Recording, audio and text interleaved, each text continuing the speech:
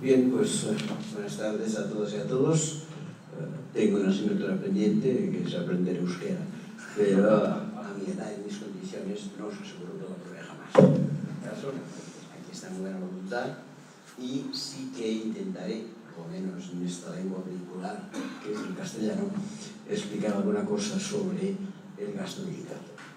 Empezaré hablando un poco del gasto militar a nivel mundial para centrarme después en el gasto militar español, en lo que significa y también en los elementos que se están produciendo en España y que podrían ayudar a destinar dinero a prestaciones sociales. Cuando un ministro de Defensa, cualquiera del país que sea, se pregunta por qué ha de tener un presupuesto militar, y más todavía si se lo preguntamos a un diputado, ¿por qué usted vota cada año un presupuesto del Estado en el que hay una partida destinada al gasto militar? Bueno, hay dos posibilidades. Primera, que el diputado diga, esto es lo que me ordena mi jefe de grupo parlamentario, y nada más. Pero si el diputado tiene un poco más de espíritu, entonces dirá, no, yo soy representante de un país, me debo a mi población está sometida a unas amenazas y por tanto yo he de procurar que esta población tenga seguridad. En consecuencia, he de buscar que exista un presupuesto para financiar el salario de las Fuerzas Armadas, para financiar sus maniobras, para financiar las mejoras tecnológicas, para financiar la compra de armas, etcétera, etcétera. Bien, esto sería una explicación hasta cierto punto razonable. Pero mira por dónde. Hace unos años, esta explicación, cuando se refería a cuál era la amenaza, por lo menos en muchos países occidentales, tenía un único nombre. Se llamaba Unión Soviética y Tratado de Varsovia. Pero en 1921, como todos sabemos, la Unión Soviética implosionó, desapareció como Estado, y el Tratado de Varsovia desapareció. Curiosamente, al año siguiente, todos aquellos países que justificaban su gasto militar de acuerdo con la amenaza soviética seguían gastando exactamente las mismas cantidades. Yo recuerdo que antes del fin de la Unión Soviética, el gasto militar mundial llegó a un punto álgido, incluso un punto de referencia. Fue el billón de dólares anuales, un 1, 12 ceros. Esto lo consiguió un estimado personaje, todos lo conocemos, famoso actor de Hollywood y desastroso presidente, llamado Ronald Reagan, el cual tenía una idea muy genérica sobre la defensa del mundo en base a la guerra de las galaxias. El hombre empezó a gastar, a gastar y a gastar, y al final consiguió superar este umbral del billón de dólares. Bien, es cierto que poco después cayó la Unión Soviética, y también es cierto que cayó el gasto militar. Se pasó de este billón de dólares a una cifra en 1993, 2 años después de la caída de la Unión Soviética, significativamente menor. El gasto militar mundial en el año 23 fue de 750.000 millones de dólares. Alguien dirá, ¿ves? Hay menos enemigos, hay menos dinero gastado. No. Estos 250.000 millones de diferencia corresponden única y exclusivamente al gasto militar soviético, que al desaparecer ya no realizó. Pero si miramos cifras de Estados Unidos, cifras de la Gran Bretaña, cifras de cualquier país, veremos que serían iguales, y no solamente iguales, sino incrementándose paulatinamente. Y este incremento no ha cesado desde aquel año 93 hasta ahora. Se superó otra vez el billón de dólares y ahora, de acuerdo con las últimas estadísticas publicadas por Naciones Unidas, el gasto militar mundial asciende a 1.800.000 millones de dólares al año. Un 1, un 8, 11 ceros detrás y dólares al final. ¿Qué sucede? Que esto es significativamente muy grande. Recordemos, ahora creo que en el próximo mes de junio nos recordarán que en 2008, precisamente en el mes de junio, se celebró en Roma una magna conferencia mundial para tratar el problema sin duda mayor que tiene la humanidad. Y pienso que estaremos todos de acuerdo en decir que es el del hambre. En aquella reunión de Roma, repito, junio de 2008, se hizo hincapié por parte de Naciones Unidas que eran urgentes presupuestos para superar esta situación. Presupuestos que deberían aplicarse a granjas, a bancos de pesca, a tractores, a inversiones en canalizaciones de agua, a todo lo que queráis para poder llegar a cubrir las necesidades básicas de alimentación. En aquel momento, la ONU puso una cifra de referencia. Todavía se puede encontrar en los anuarios de la ONU. La ONU pidió 50.000 millones de dólares a los países ricos cada año para poder hacer frente al hambre del mundo. Obviamente, y como que era de temer, los países ricos contestaron que ni hablar, que no tenían 50.000 millones de dólares.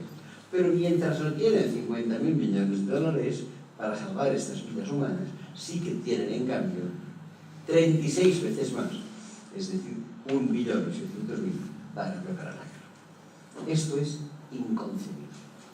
Preparar la guerra no significa salvar vidas humanas. Preparar la guerra significa condenar a muerte a miles de personas cada año. Tengámoslo presente. No admitamos ni un solo céntimo para el gasto militar. Esto es lo que pretende, sin duda, la objeción fiscal. Pero, ¿por qué se genera este gasto militar? Ya hemos visto que la excusa de hacer frente a las amenazas es exclusivamente esto, una excusa. En cambio, después de dedicarme años al tema, he llegado a la conclusión que el gasto militar se produce por 3 razones. A la gente le parecerán algunas ideas tontas, pero vale la pena decirlas. Primera, aparentemente la más tonta de todas, la inercia. La inercia. Todos conocemos qué es la inercia. Subimos el autobús da un frenazo y nosotros todos hacia adelante, porque aparentemente la inercia nos hace mantener la posición de adelanto que teníamos en aquel momento. Estoy seguro que la inercia marca extraordinariamente el actual gasto militar mundial. Cada año, por el mes de junio y julio, el ministro de Hacienda de cada país le pregunta a su ministro de Defensa cuánto dinero he de poner yo en el anteproyecto de presupuestos del Estado para el próximo año. También se lo pregunta al ministro de Educación, al ministro de Agricultura, al que sea. Os aseguro que ni una sola vez el ministro de Defensa, al presentar el anteproyecto de presupuestos, piensa en qué tipo de amenazas o de riesgos tiene. Piensa en algo mucho más sencillo. ¿Qué presupuesto tenía el año pasado? ¿Qué inflación ha habido este año? ¿Qué presupuesto me pido para el año siguiente? Para no perder poder adquisitivo. Y nada más. No analizan en absoluto posibles necesidades. Primer elemento que impulsa el gasto militar. Segundo elemento, también muy encima de los medios de comunicación, la modernización. Las Fuerzas Armadas de todos los países pretenden estar aquello que en francés se llama el dernier cri, a la última moda, tenerlo todo aquello que se ha innovado el año anterior. Estas innovaciones, como bien sabéis, se presentan cada año en distintas ferias de armamento. Hay 5 de bien conocidas en el mundo, 2 en los Estados Unidos, una en Francia, una en la Gran Bretaña y la 5ª en Singapur. Los representantes de los ejércitos, de los gobiernos, de las fábricas de armas, de los periodistas, de los financiadores de las armas, se pasean por estas ferias. Y hacen exactamente lo mismo que los niños hacen en la Feria de Reyes. Me gusta esto, me gusta aquello, lo quiero, me lo pido. Y hacen efectivamente una carta a los reyes. Quiero este misil porque tiene más visión nocturna que el que tenía, quiero este avión porque es más rápido, porque tiene más autonomía de vuelo, quiero esta bomba porque destruye más a la vez. Y se lo pide. Después, lógicamente, el ministro de Defensa se lo otorgará o no se lo otorgará según las necesidades presupuestarias del país. Y finalmente, hay un tercer elemento cada día más importante que genera el gasto de defensa. ¿Cuál es? Es algo que fue bautizado por un personaje que ahora anunciaré. Algunos de vosotros recordaréis que Estados Unidos tenía un presidente en los años 50 del siglo XX llamado Eisenhower. Cuando Eisenhower cedió el poder a su sucesor, que algunos recordarán se llamaba John Kennedy, hizo, como suelen hacer los presidentes, un discurso de despedida y dijo: dejo el país después de 8 años de presidencia, seguramente lo dejo bastante mejor de como lo encontré. Lógico, lo mínimo que puede decir un presidente. Pero añadió algo significativo. Dijo: sin embargo, en este momento de mi marcha veo un nubarrón en el horizonte. Veo algo que no me acaba de gustar. Y se llama la fuerza del complejo militar industrial. De seguir este complejo con su fuerza actual, les aseguro, dijo Eisenhower, que esto generará pobreza en Estados Unidos y miseria en el resto del mundo. Atención, esta frase no lo decía un pacifista fanático, lo decía el general Eisenhower, que había dirigido, como recordaréis, el desembarco del día D en Normandía. Y tampoco el hombre parecía muy anti-norteamericano, porque mira por dónde era el presidente del país. Con lo cual, evidentemente, este señor hizo una crítica severa de la fuerza que este complejo tiene para impulsar el gasto militar. Esto que acabo de decir, lo entendí muy bien hace unos años al asistir a una conferencia que se celebró en París, precisamente sobre este tema, del gasto militar. Una conferencia organizada, hay que reconocerlo, por grupos pacifistas, en la que asistió un profesor norteamericano que nos presentó una ponencia entusiasmadora y escandalosa a la vez. ¿Qué nos dijo este señor? Pero mire, yo les presento aquí, con datos en la mano, el estudio que ha realizado sobre la personalidad de los 30 personajes que en el Parlamento americano constituyen las comisiones de defensa del Congreso y del Senado. Es bien sabido que el Congreso americano tiene una comisión de defensa, como tiene otra de industria, tiene otra de agricultura, otra de lo que sea, y el Senado también. En el caso del Congreso, pertenecen a ella unas 20 personas. En el caso del Senado, pertenecen a esta comisión unas 10 personas. Total, 30 personas. ¿Qué nos explica este profesor? Detalles, datos encima de la mesa, que todos ellos, sin ni una sola excepción, los 30 miembros eran corruptos. Y los 30 no solamente cobraban su sueldo habitual de senador o de diputado, sino que todos ellos cobraban mensualmente, bajo mano, dinero que les entregaba a alguna industria de armas americana, que él nos explicaba cuál era y qué dinero les entregaba, para que votaran la compra de sus armas en los siguientes presupuestos. Todos. No era como en Sodoma o Gomorra, que había un justo, ni uno. Los 30 eran corruptos, absolutamente. Por tanto, no nos debe extrañar que el día en que el presidente, digamos Bush, predica que va a empezar una guerra en Irak, tengan por lo menos a 30 diputados o senadores que aplaudan frenéticamente de tan sabia decisión, en la cual aumentarán sustancialmente sus ingresos para los hijos. Pura corrupción, nada de enemigos, nada de salvar vidas humanas, nada de riesgos, nada de amenazas, nada de proteger a nadie. Sencillamente, intereses corruptos. Y esto ha hecho que los gastos militares en el mundo vayan subiendo, bajo la ficción, que había mucho en tiempos de la Guerra Fría, de que yo aumento el gasto militar porque el otro también lo aumenta. Apareció en la prensa un diálogo entre Eisenhower, precisamente, y Khrushchev, el líder soviético, en que se decían mutuamente: ¿por qué aumentas el gasto militar? Yo le contestaba: porque tú lo aumentas. A partir de ahí había un tú a tú en que no había ningún sentido por el que este gasto militar tenía que existir. Bien, esto es un poco la presentación general que quería hacer. El gasto militar es una verdadera locura en el mundo. Pero lo que nos interesa de cara a la cuestión fiscal es saber cuál es el gasto militar en España. Y aquí hay que explicar brevemente una historia. Aunque pueda parecer una paradoja, el gasto militar en España fue relativamente pequeño en tiempos de la dictadura militar franquista. Alguien dirá: ¿cómo puede ser? Estábamos en una dictadura militar y el gasto militar era escaso. Sí, por una razón muy sencilla. El gasto militar se tiene, dice, para hacer frente a las amenazas. Franco no tenía ninguna amenaza exterior. la única amenaza para el general Franco era el pueblo español. Y por tanto, su gasto militar se basaba en tener vigilado al pueblo español. Yo os aseguro que al pueblo español no se le vigila con submarinos y misiles escondidos. Al pueblo español se le vigila, y así lo hizo durante muchos años, mediante todos los soldados de la Quinta de aquel año, paseándose a partir de las 5 de la tarde por los pueblos de las capitales españolas, vestidos de uniforme y dando la vuelta para impresionar. La gente tenía la idea de que sí que estábamos vigilando.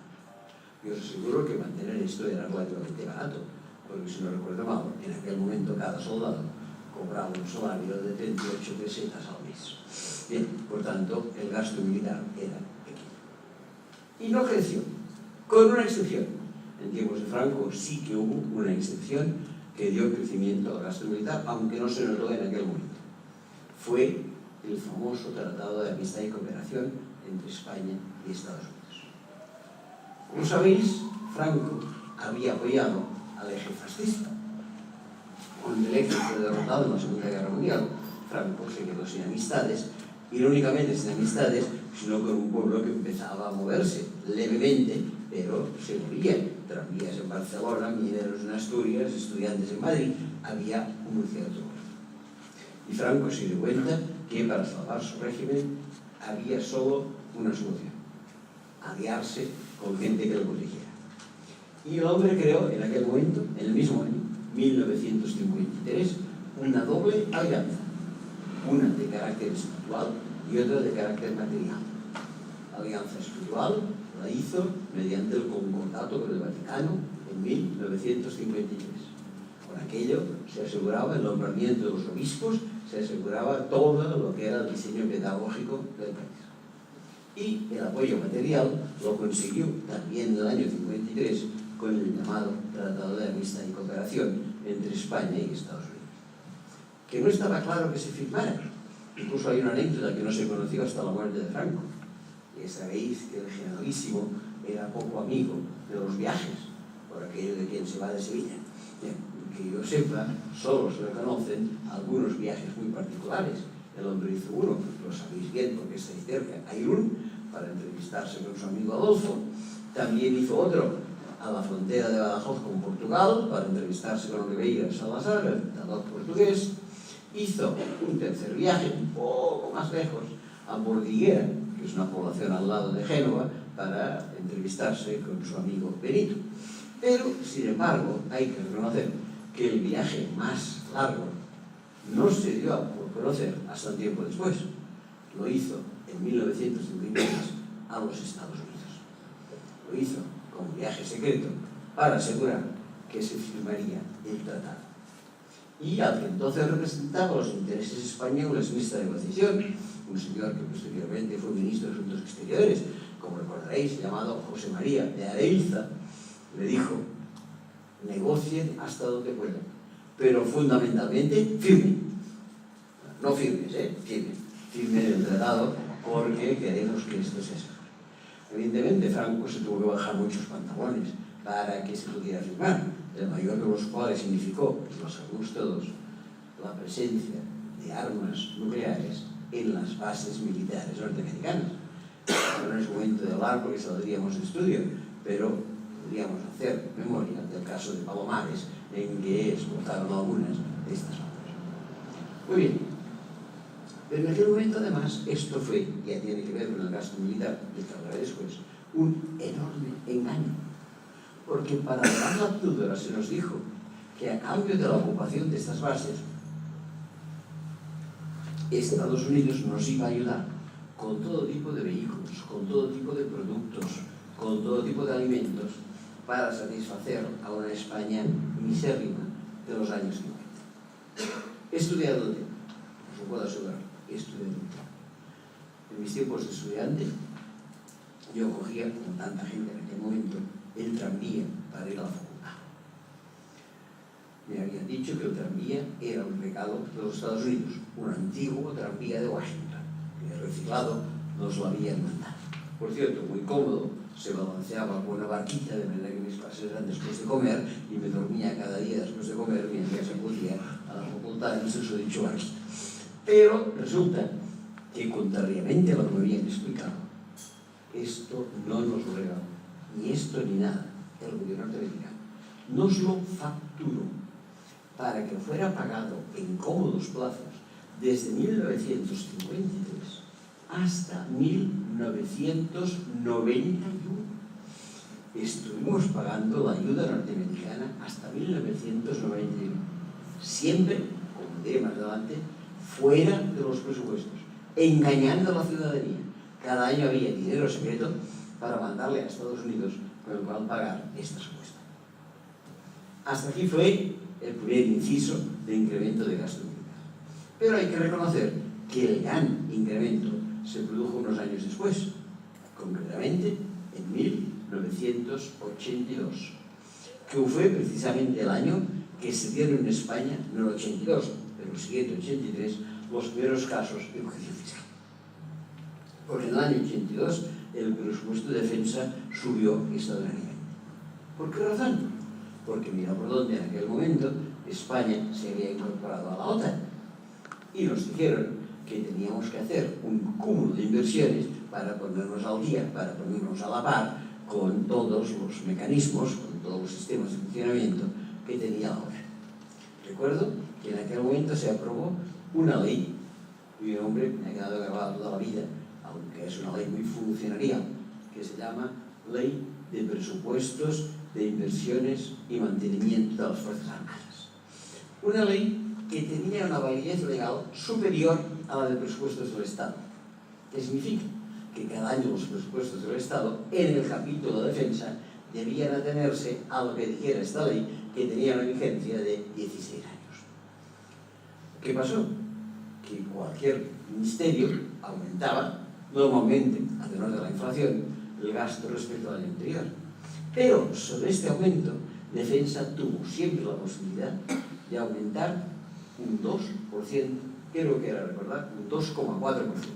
Es decir, que si el Ministerio, de Educación aumentaba en 1,5% su presupuesto respecto al anterior, el Ministerio de Defensa lo aumentaba en un 3,9%.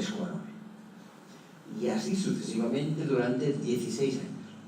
El presupuesto de defensa fue hinchado extraordinariamente, en teoría, para ayudar a estas inversiones que nos podrían al día con los países de la OTAN. Esto permitió un gasto desbocado en aquel momento, que quedó bien limitado en algunas partidas presupuestarias que todavía se recuerdan. Quizá la más importante de todas fue la adquisición de 72 aviones de combate fabricados por una empresa norteamericana llamada McDonnell Douglas. La verdad es que de estos 72 aviones, los dos primeros que llegaron a España empezaron su periodo de pruebas y se estrellaron los dos. Automáticamente, los periodistas, siempre malitos, aplaudieron al entonces ministro de Defensa, un personaje, por cierto, de mi ciudad, llamado Narcís Serra, y le dijeron: oiga, señor Serra, ¿qué pasa con estos aviones? Cada uno de ellos vale 7.000 millones de pesetas. Nos han llegado dos y se han estrellado al día siguiente. ¿No me parece que esto es inconcebible? Y Serra, que es una persona de naturaleza flemática, les contestó: mire, un avión de combate es un aparato muy complejo. Los primeros momentos la gente no sabe exactamente cómo conducirles. Suelen producirse accidentes. Cuando la McDonnell Douglas nos los vendió, ya nos aseguró que un 20% de los aviones tendrían fallos. De manera que sobre 72 que hemos comprado, significa que 14 se van a estrellar. De momento se han estrellado solo dos, estamos dentro de la media, váyanse ustedes tranquilos a su casa. Esto fue lo que dijo Serra en aquel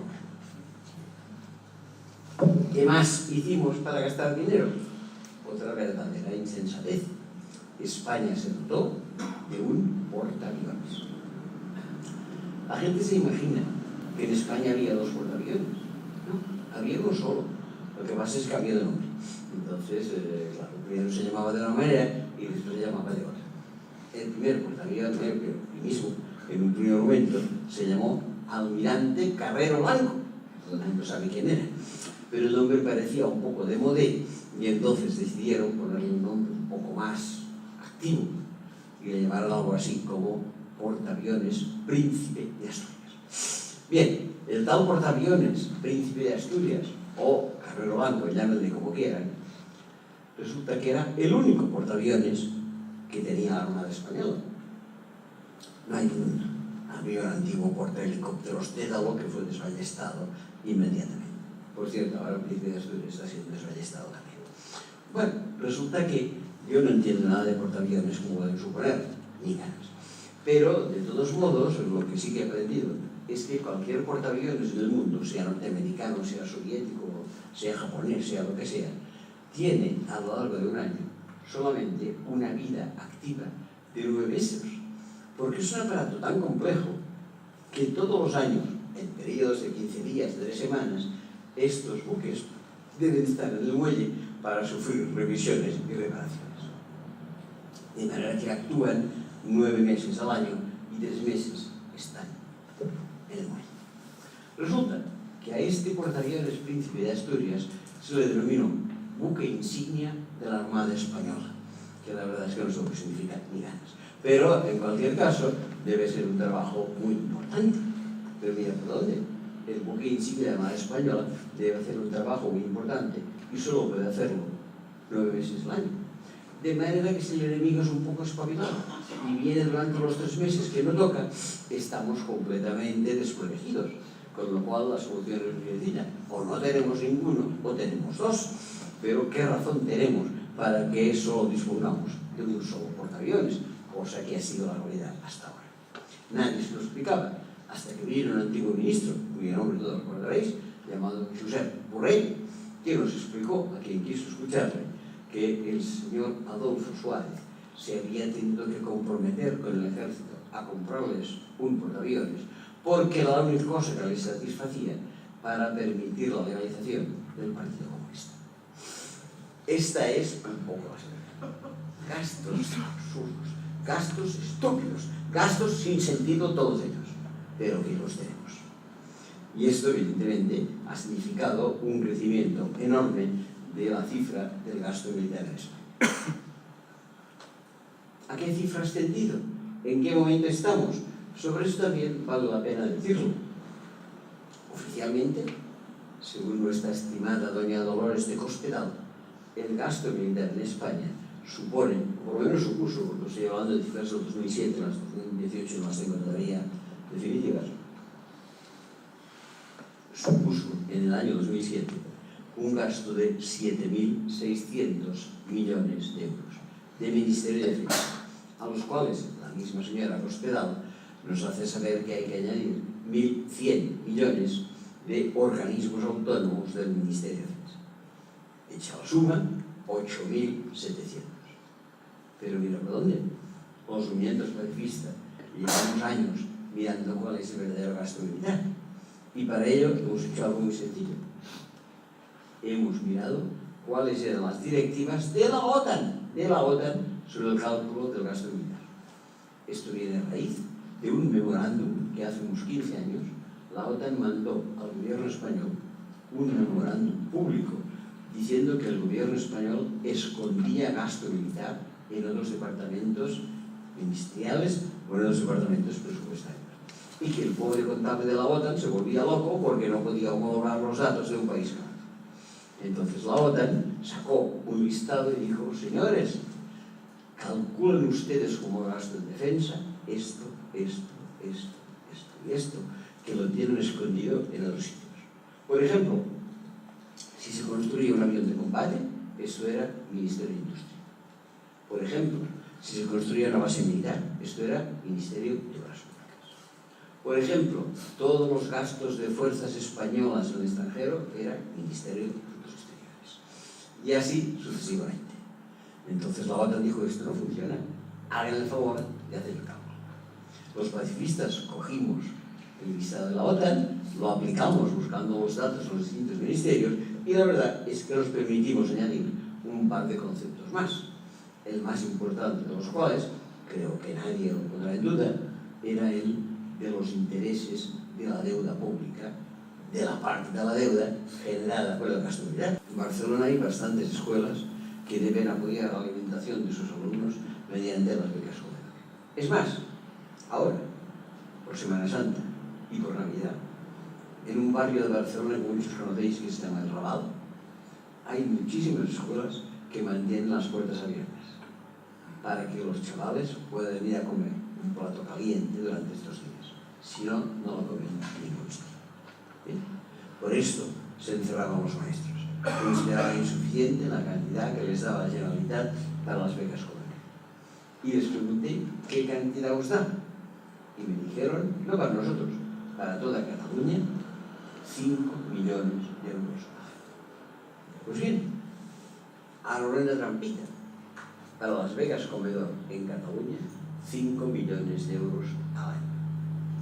Para el Ministerio de Defensa, y la trampita es pasar de nivel catalán a nivel español, para el Ministerio de Defensa, no 5, 51 millones, pero no al año, al día, para defendernos de enemigos. Esto es la más absoluta insensatez, irracionalidad. Y después nos van predicando, empezando por el presidente del gobierno, que no hay dinero para las pensiones. Evidentemente que lo hay. Y permitidme que vaya terminando, porque ya sé que estoy abusando de nuestro tiempo, con una pequeña reflexión sobre las pensiones. Sé que no es el tema de hoy, pero ha sido el tema de este mes, junto con el de la mujer, y por tanto entiendo que vale la pena hacer a él una pequeña referencia, puesto que de aquí empezamos a cubrir estas pensiones, con el gasto militar, pero también con otros elementos. Hay un elemento importantísimo para cubrir las pensiones, que no nos engañen diciendo que no hay dinero para pensiones. Nos toman el pelo otra vez. ¿Y de dónde sacaremos este dinero? Sencillamente de algo muy importante, que se llama fraude fiscal. En Madrid funciona un sindicato de técnicos del Ministerio de Hacienda. Hace un par de años hizo público un informe curioso, porque evaluó la dimensión del fraude fiscal en España. Y lo evaluó en una cifra que se hizo famosa: 90.000 millones de euros al año. Muy bien. ¿Qué son 90.000 millones de euros? ¿Cuánto suponen las pensiones? 115.000 millones de euros al año.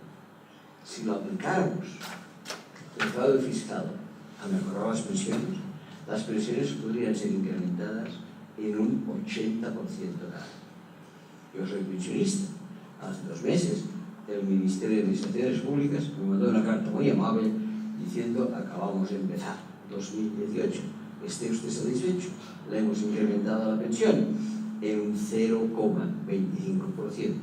bien sabe. Una vergüenza, y no me lamento de mí mismo, que pienso que soy, como muchos, un privilegiado. Pero, en cualquier caso, esto es inaceptable. Si recaudáramos todo el fraude fiscal, tendríamos en nuestra mano un posible incremento del 80% de las pensiones. Pero para conseguir este incremento, ¿qué haría falta? Perseguir el fraude fiscal. Y para perseguir el fraude fiscal, ¿qué hace falta? Sencillamente conocer a los fraudulentos. ¿Quiénes son los fraudulentos? No nos da nombres, pero sí que este estudio de los inspectores nos da grupos de fraudulentos. Primer grupo de fraudulentos. Me sabe mal decirlo. Nosotros. Aunque en pequeña escala, y aunque quizá con la conciencia tranquila, pequeños fraudulentos somos todos. El día que damos una clase particular la cobramos y la declaramos. El día que viene el cerrajero nos hace una reforma y allí no aparece ni IVA por ningún sitio, etcétera, etcétera. Entonces estamos cometiendo fraude fiscal, quizá razonable, quizá explicable, quizá justificable, quizá perdonable. Sí, pero lo hacemos. De manera que, primer grupo, fraude fiscal. Segundo grupo de fraudulentos fiscales. Aquí hay que entrar en fuerza, con fuerza. La gran banca. Empezando por el banco más delictivo de España. Se llama Santander. El Banco Santander tiene sucursales establecidas en 36 paraísos fiscales. Hace un par de años falleció el presidente del Banco de Santander, un señor llamado Emilio Botín. Todo el mundo habló de sus grandes capacidades bancarias. Nadie dijo que el hombre había fallecido con 12 procesos judiciales criminales por fraude fiscal. Nadie ha dicho todavía que su hija y sucesora, Ana Patricia Botín, no puede poner jamás los pies en Argentina. Está condenada a distintos años de cárcel allí por impuestos que dejó de pagar cuando era la directora del Santander en aquel país. Ahí están las cosas. Segundo gran fraudulento, me sabe mal decirlo, porque estamos in situ, Banco Bilbao Vizcaya Argentaria, con sucursales en 12 o 13 paraísos fiscales. Y quizá con algo que le pone en el ranking número 1 de la disparidad. Existe aquello que vosotros sabéis que se llama la horquilla salarial, que es lo que cobra el de menor rango de una empresa y lo que cobra el de mayor rango. Las empresas del IBEX 35 tienen una disparidad salarial del 1 a 250. En todas las empresas del IBEX 35, el equipo directivo cobra 250 veces más que cobra el trabajador. En el Banco de Bilbao Vizcaya, el ranking se modifica. No es de 1 a 250, es de 1 a 650. Grandes bancos, grandes estafadores. En tercer lugar, grandes empresas, por descontado. Empezando por las empresas del famoso IBEX 35. Según la ley del impuesto de sociedades anónimas, estas empresas deben pagar a final de año el 30% de sus beneficios a Hacienda. He estado mirando los últimos registros que he encontrado, que no son de hace un año, sino de hace 2, que pagaron las empresas españolas del IBEX 35 de impuestos sociales el 12% de sus beneficios. Engañaron más de la mitad. Grandes empresas. Y otras grandes empresas también cometen fraude fiscal. Hoy en día, las que tienen más tendencia a ello son las empresas de las llamadas tecnologías de la información y de la comunicación. Hay una que se lleva el récord de todas. 17.000 millones de fraude fiscal en Europa el último año. Y esta empresa, mira por dónde, se llama Apple, y a lo mejor a la gente por aquí la lleva en el bolsillo. Esta es la realidad. Fraude fiscal. Y finalmente, ¿quién más comete fraude fiscal? Las grandes fortunas. Empezando por la mayor fortuna del Estado español, en manos de un personaje impresentable llamado Amancio Ortega, a cuya fortuna contribuimos todos cada vez que equivocadamente ponemos los pies en Zara, en Massimo Dutti, en Inditex o en alguna de estas empresas. Este señor posee un patrimonio personal de 63.000 millones de dólares. Él solito podría reponer el hambre del mundo en un 120%. Sin embargo, el hombre, como bien sabéis, subcontrata sus trabajos en Bangladesh, en fábricas que después se caen, como una que hace 7 o 8 años se cayó, causando la muerte a más de 1.000 trabajadores.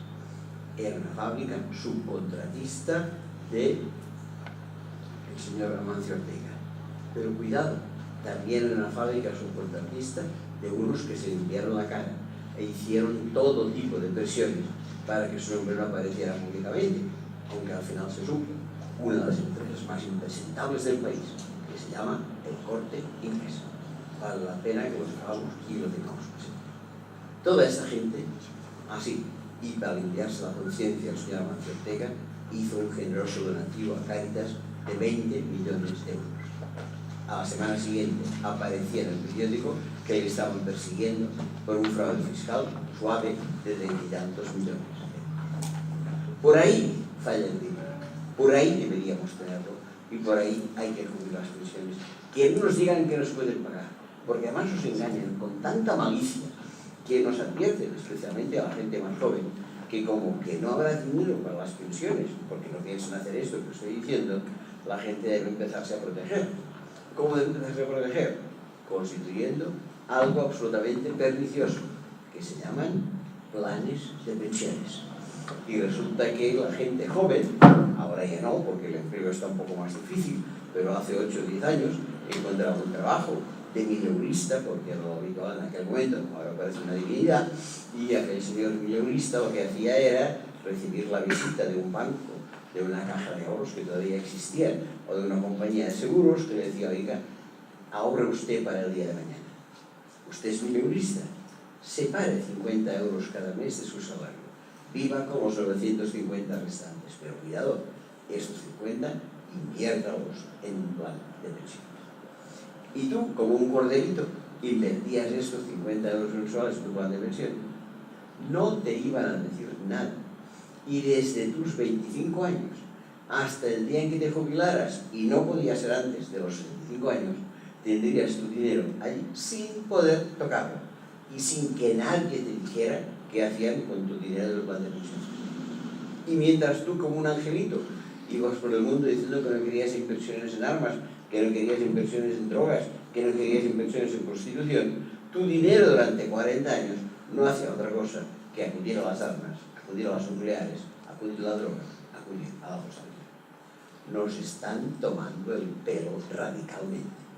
Hay que decirlo tantas veces como haga falta. No podemos seguir de esta manera. Es evidente que hay que cambiar las cosas.